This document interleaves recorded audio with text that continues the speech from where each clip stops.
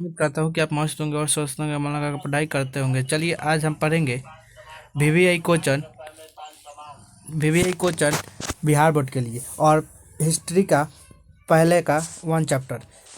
चलिए आज पहला सवाल है, राष्ट्रवाद का क्या अर्थ है। राष्ट्रवाद का क्या अर्थ है, तो आप लोग बताइए कि राष्ट्रवाद का अर्थ राष्ट्रीय एकता की भावना देना, यानी 20 ऑप्शन नंबर 20 करेक्ट आंसर। उसके बाद आप बताइएगा कि सवाल नंबर 2, फ्रांस की क्रांति किस वर्ष हुआ था। फ्रांस की क्रांति किस वर्ष हुआ, तो आप लोग बताइएगा फ्रांस की क्रांति 1789 ईस्वी में हुआ था, यानी ऑप्शन नंबर हम लोग का बी करेक्ट आंसर है। उसके बाद आप बताइएगा सवाल नंबर 3, फ्रांसीसी क्रांति का नारा क्या था। फ्रांसीसी क्रांति का नारा क्या था, तो आप लोग बताइएगा फ्रांसीसी क्रांति का नारा था स्वतंत्रता, समानता, बंधुता, यानी option number B correct answer है, यानी ऑप्शन नंबर हम लोग का बी। उसके बाद आप बताइएगा 4 नंबर सवाल कि नेपोलियन बोनापार्ट किस देश का शासक था। तो नेपोलियन बोनापार्ट सबको पता है कि नेपोलियन बोनापार्ट फ्रांस का शासक था, यानी ऑप्शन नंबर हम लोग का क्या हो जाएगा, सी।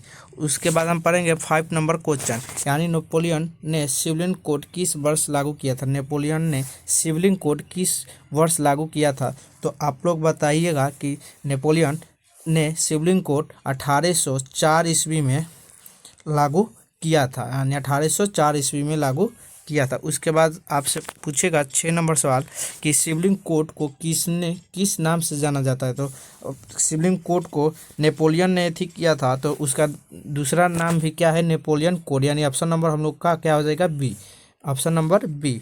उसके बाद आपसे 7वां सवाल, 7वां नहीं है, गलती से उड़ गया, इसके लिए सॉरी। आप 8वां बताइएगा कि इटली के एकीकरण की प्रमुख भूमिका किसने निभाई थी। तो इटली के एकीकरण की प्रमुख भूमिका मेजनी ने निभाया था। किसने निभाया था, मेजनी ने। तो मेजनी ऑप्शन नंबर हम लोग का क्या हो जाएगा, बी नंबर, ऑप्शन नंबर हम लोग का बी। और उसके बाद हम पढ़ेंगे 8वां नंबर, यंग इटली संस्था के स्थापक कौन थे। यंग इटली संस्था के स्थापक कौन थे, तो आप लोग बताइएगा कि मेजनी, ऑप्शन नंबर हम लोग का क्या हो जाएगा, सी। उसके बाद हम पढ़ेंगे 10वां नंबर क्वेश्चन, यंग जर्मनी आंदोलन किससे संबंधित है। यंग जर्मनी आंदोलन किससे संबंधित है, तो आप लोग बताइए कि यह आंदोलन राष्ट्रवाद यानी बी नंबर से सम्मिलित है।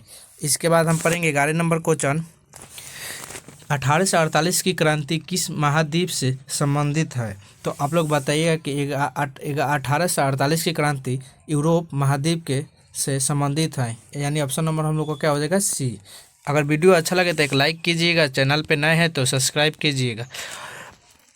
चलिए आगे हम बढ़ते हैं और पढ़ते हैं कि 12 नंबर सवाल, महिलाओं को मताधिकार कब मिला।